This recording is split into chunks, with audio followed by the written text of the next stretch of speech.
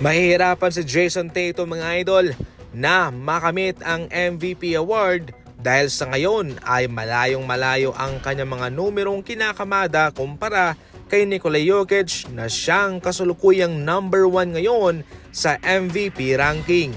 Bago magsimula ang NBA season na ito, sinabi mismo ni Jason Tatum na kanyang sisikaping makuha ang MVP pati ang Finals MVP kung sila'y makakabalik man sa NBA Finals. Mas lalo pang lumalakas ngayon sa MVP ranking itong si Nikola Jokic kung saan sa loob lamang ng 3 araw siya'y nakaipon na ng 131 points, 50 rebounds to 7 assists, may 6 steals and 6 3-pointers. Sa top 5 ranking ngayon sa MVP, si Nikola Jokic ang number 1. Siya'y nag-average ngayon ng 29.9 points per game, 13.4 rebounds per game, at 10.4 assists per game. Triple-double ang kanyang ina-average. Mahirap yan.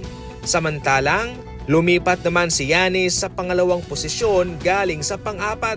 Si Giannis ay mayroong 32.6 points per game, 11.6 rebounds per game, at 6.6 assists per game. Si Jason Tatum na nung nakarang ranking ay pangalawa, ngayon nasa pangatlo. Ang kanyang average ay 28.4 points per game, 8.6 rebounds per game, at 5.6 assists per game. Pangapat na si Shai ngayon. Noong nakarang ranking, panglima siya.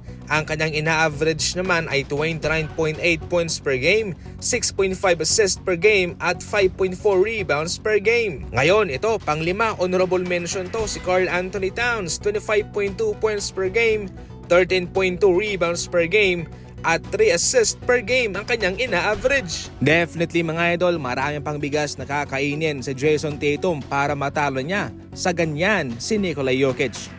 Samantala, ayon naman kay Brian Windhorst, posible nga raw buhayin ni LeBron ang trade rumors patungkol sa kanya papuntang Golden State Warriors. Kamakailan lang noong off-season, nagpakita ng interes ang Golden State Warriors sa kanya at sila'y tumawag pa nga.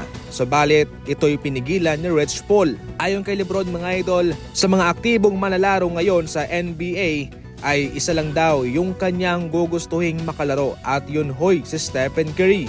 Ang trade ay ang isang paraan para mangyari yan. Sa ngayon mga idol, mukhang hindi naman interesado ang Golden State Warriors kay LeBron. Pero ayon kay Brian Windhorst, pwede rin daw si LeBron ang bumuhay sa trade. Subalit, maliit lamang ang tsansa na mangyari ito sa kadahilanang mismong si LeBron na rin ang nagsabi na mukhang hindi na siya magtatagal sa NBA mga idol.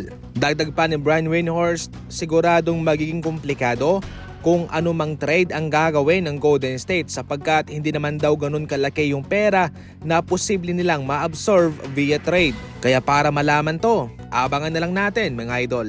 Yan ang muna sa ngayon ng ating mga fast break balita and as always, thank you for watching.